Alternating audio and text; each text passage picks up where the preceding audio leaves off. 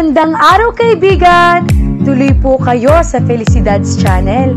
Sa mga kwento ng buhay at pag-ibig na hinalukay sa natatagong baul ni Felicidad. Pero bago po tayo magpatuloy, huwag niyo pong kalilimutan na i-like ang video, i-subscribe ang channel, at i-click ang notification bell para lagi kayong updated sa mga parating pa na upload.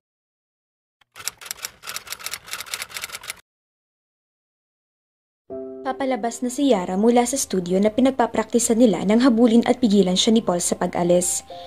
Munti ko nang makalimutan, mamayang gabi, bandang 8 ng gabi ay may gaganaping party sa bahay ko. Pumunta ka, magsama ka kahit na sinong gusto mo. Sabi niya sabay kindat bago siya nagsimulang lumayo. Party? Pahabol na tanong ni Yara dito. Bahagya ring nangunot ang noo niya. Tumango si Paul. Birthday ko ngayon, kaya nga may gagawin akong party mamaya. Birthday mo ngayon? Bakit wala man lang bumati sa'yo kanina? Nalaman ko sana. Binati na nila ako sa text. Happy birthday. Anong gusto mong regalo ko sa'yo? Napangiti si Paul. Salamat, pero huwag ka mag-abala. Sa tingin ko, sapat ng halik mo bilang regalo. Kahit na wala akong pakialam kung halikan mo ko mamaya. Biro nito kay Yara. Ngumisi si Yara. Oo naman, gusto mo sa noo pa kita ikis? Huwag naman, masyado mo naman akong ginalang niyan. Natatawang sabi ni Paul sa kanya. Natawa na rin si Yara. Naputo lang ang biruan at tawanan nila nang lapitan sila ni Nathan mukhang paalis na rin. Mamaya na pare. Ani Nathan na tinapik pa sa balikat si Paul bago ito napasulyap kay Yara. Malakas ang ulan sa labas. Gusto mong sumabay para ihatid na kita sa inyo? Tanong nito sa kanya. At dahil naihatid na rin siya nito ng nakaraang araw at wala siyang balak makapagpasa sa ulan at magkasakit kaya napatango na rin siya bilang pagpayag. Oo naman. Kung handa ka na, tara na, umalis na tayo. Ingat kayo, kita-kits na lang mamaya at huwag niyo kalimutan na magja-jamming rin tayo mamaya sa party. Pahabol na paalala ni Paul nang paapaalis na silang dalawa ni Nathan. Naghihintay sa tapat ng elevator sina Yara at Nathan para sa pagbukas nun sa floor kung nasaan sila nang harapin si Yara ni Nathan. Nakasandal ito sa gilid ng elevator habang ang dalawang kamay nito ay magkakross sa harap ng katawan, habang ang bitbit nitong gitara ay nakasandal patayo sa tabi nito. So, pupunta ka ba mamaya sa party ni Paul? Casual na tanong ni Nathan sa kanya. Tumango si Yara. Aha, isasama kong pinsan ko. Sigurado ako na matutuwa iyon dahil paborito niya talaga ang banda natin. Tapos sumimangot si Yara. Kakaiba pa rin kapag naiisip ko na parte na ako ng banda. Parang napaka-surreal pa rin sa akin ito. Parang isang panaginip lang ang lahat. Gusto mo? Iuntog kita sa ulo para malaman mong totoo ang lahat ng ito? Napangiti na lang si Yara. Ikaw, pupunta ka pa mamaya? Tumango si Nathan. Narinig mo ang birthday boy, magja-jamming raw tayo mamaya. Marami ba masyadong bisitang darating? Medyo, siguro. Bukod sa mga kaibigan at kakilala ay meron din ibang press people na magko-cover ng birthday party niya para maisulat sa magazine, dyaryo at internet. Huwag ka mag-alala, kung ikukumpara, mas konti pang magiging bisita ni Paul kaysa sa mga sikat na actors and actresses sa bansa na halos lahat ng nasa showbiz industry ay kailangang imbitahan para walang magtampo. Ngunit tayo mga rockstar, hindi namin kailangang i-please ang lahat. Mas bentahe pa nga sa atin ang medyo magkakaroon ng bad attitude. The public likes that. Paliwanag ni Nathan. I see. Mas marami pang leeway kapag rockstars kaysa sa mga artista. Napapatangong sabi ni Yara tapos tumingin siya kay Nathan. Iyon bang dahilan kaya tinanggihan mong offer sa'yo na maging leading man sa isang movie?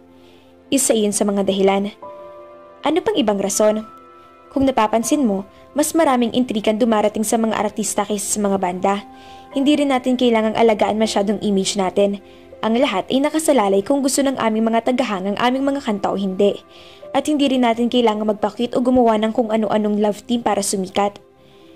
Ngumisi si Nathan sa kanyang huling sinabi. At saka inilirawan ni Yara si Nathan sa isang love team kung nagkataon na tinanguan nitong unang posibleng acting gig nito. Napakunot ang noo niya sa naiisip. Hindi niya alam kung matatawa siya o magsiselo sa nai-imagine niya. Tama si Nathan. Hindi nga bagay rito magpakit na may kasamang ka-love team. Thankfully ay tinanggihan nitong movie offer na iyon.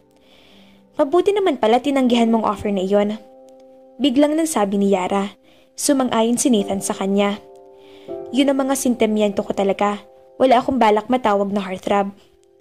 Umakto pa siya na parang kinikilig. Oo, Sa tingin ko, mas katulad ka ng isang misteryoso at broody type. May type ako? Oo, hindi mo lang siguro napapansin dahil natural na yun sa'yo. Siguro, at least hindi ako nakategorize bilang isa sa mga tipong heartthrob sa TV na walang ginawa kundi ngumiti at magpa-cute. Oo, talagang gumagana para sa iyo mga me against the world aura.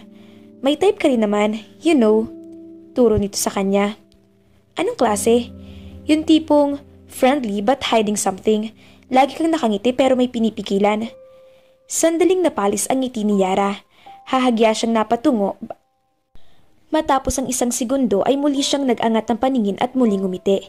Pero sa pagkakataong iyon ay tila hindi iyon umabot sa mga mata. At least, hindi ako yung tipong pakyut na may mga body at nakakalokong ngiti. Tumangulang si Nathan, hindi nito pinuna ang napansing sandaling pag-iiba ni Yara ng ekspresyon. Point taken.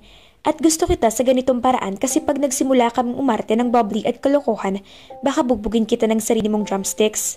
Pabirong banta ni Nathan sa kanya. At kasama niyan, muling bumalik ang natural na sigla ni Yara. Hindi na rin niya napigilan ng matawa, lalo na nang marinig na sinabi ni Nathan na may gusto siya sa kanya kahit papaano. Nang bumukas na ang elevator ay tumayo na ng diretso si Nathan mula sa pagkakasandal nito bago kinuha ang gitara nito na nakasandal sa pader. Pinauna siya nitong makapasok sa elevator. So, susundin ba kita mamaya at iyong pinsan? Siguro mga 7 or 7:30.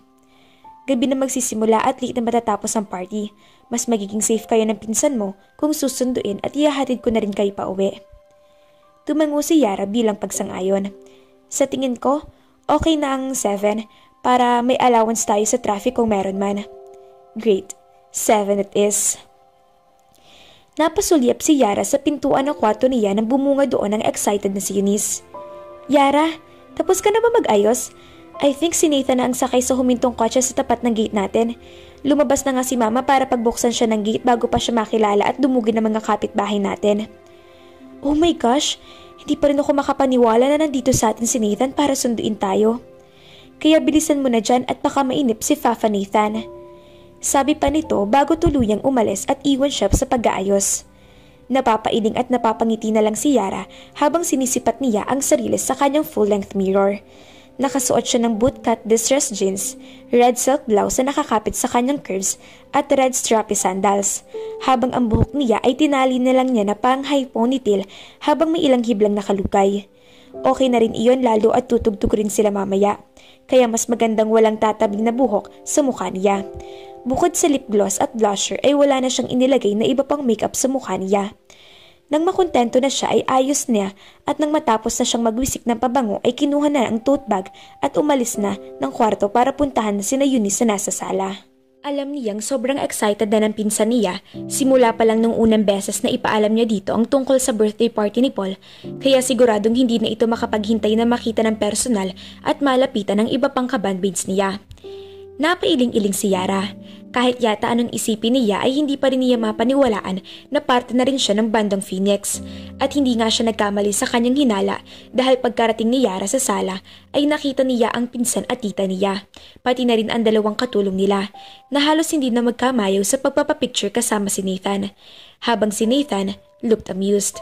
Tila ba naaliw itong sakyan ng trip ng pinsan at tita niya. At nang makita siya nito ay lalo itong napangiti, kinindatan pa. Hey! Hi! Ay sina mukhang magkakakilala at close na kayong lahat dito. Oo, mayroon kang mabait at magilaw na kamag-anak at mukhang nasa lahi na ninyo ang magaganda. Tila pareho namang kinikilig na humagikik ang pinsan at tiyahin niya at pabirong tinapik ng tita niya si Nathan sa balikat. Hindi lang pala talentado at gwapo itong si Nathan, Yara. Marunong pang magsabi ng totoo. Oo nga.